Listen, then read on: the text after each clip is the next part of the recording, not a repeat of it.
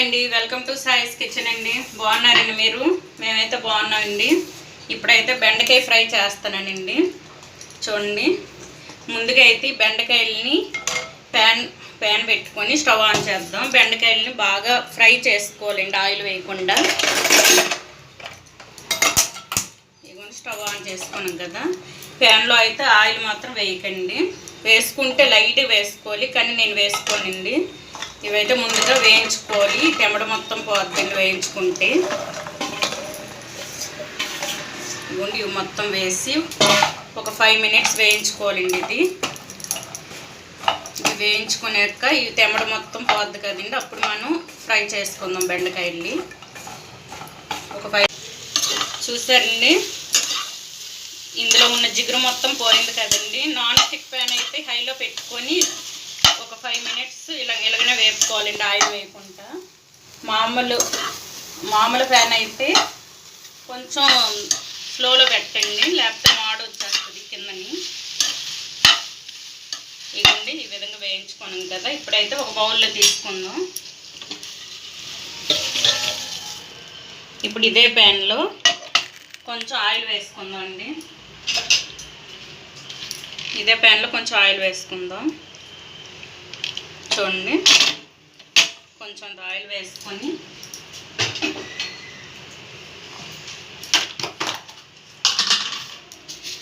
జీలకర్ర,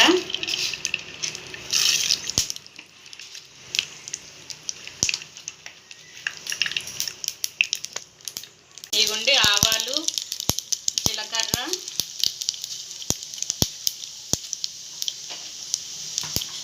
ఎండుమిరపకాయలండి. ఒక 3 వరకు ఎండుమిరపకాయలు తీసుకున్నాను. ఇదిగోండి ఎండుమిరపకాయలు. ఇప్పుడైతే ఆనియన్స్ వేసుకుందాం.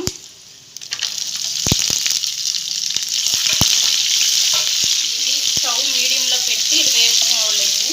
ఇందులోనే కొంచెం కరివేపాకు వేసుకుందాం. కొంచెం కరివేపాకు, కొంచెం అల్లం అండి, కచ్చగా దంచాను. ఒక 6 వరకు తీసుకున్నానండి అల్లం వెల్లుల్లి. ఇవన్నీ వెల్లుల్లిపాయలు అయితే ఒక 6 వరకు తీసుకున్నాను. అల్లం చిన్న ముక్క అండి. ఇవన్నీ ఇదైతే కచ్చగా దంచుకోవాలండి. ఇది ఇప్పుడు ఇందులోని కొంచెం వేయించిన శనగపలుకులండి, శనగపలుకులు, పుట్నాల పప్పు అండి. ఇదైతే ఇందులో వేసుకుందాం. ఇప్పుడు ఇది కొంచెం సాల్ట్ వేసి, సాల్ట్ పసుపు వేసుకోవాలండి. ఇప్పుడు ఇవన్నీ కొంచెం పసుపు, కొంచెం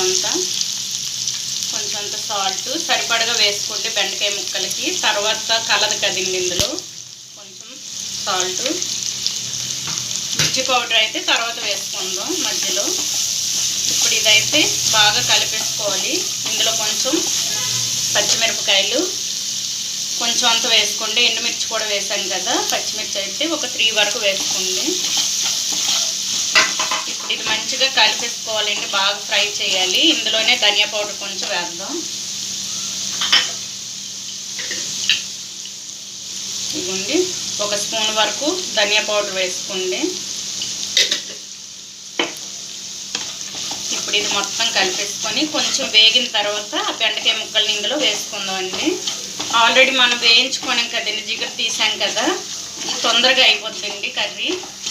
ఇప్పుడైతే ఇది ఆనియన్స్ కొంచెం వేయించుకుందాం. వేయించిన తర్వాత ఇవి అందులో వేసుకుందాం. ఇవన్నీ చూద్దామండి. ఒక 3 మినిట్స్ తర్వాత ఇదిగోండి, ఇది వేగిపోయింది కదా. ఇందులోనే మనం ఫ్రై చేసి పెట్టుకున్న బెండకాయలని ఇందులో వేసుకుందాం. బెండకాయ ముక్కల్ని ఈ సిల్వర్ కడాయిలో వేసేటప్పుడు కడాయిలో అంటుకుంటుందండి. మీరు హైలో పెట్టకండి వేయించేటప్పుడు. ఇదిగోండి, ఇలా కలిపేసుకోవాలి మొత్తం.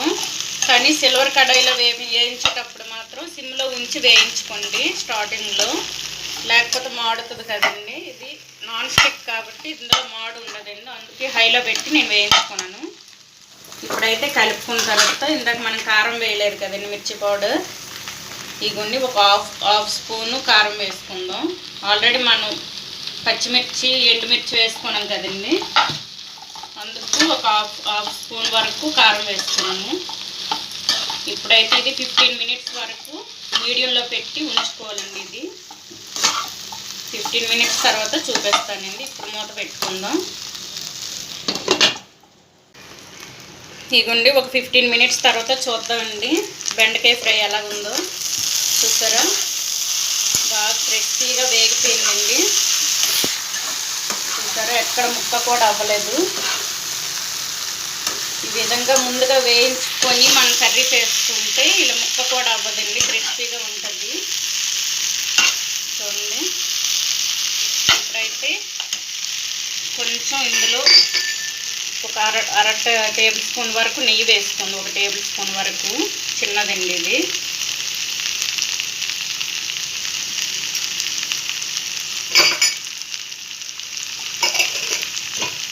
ఇందులోని కొంచెం కొత్తిమీర,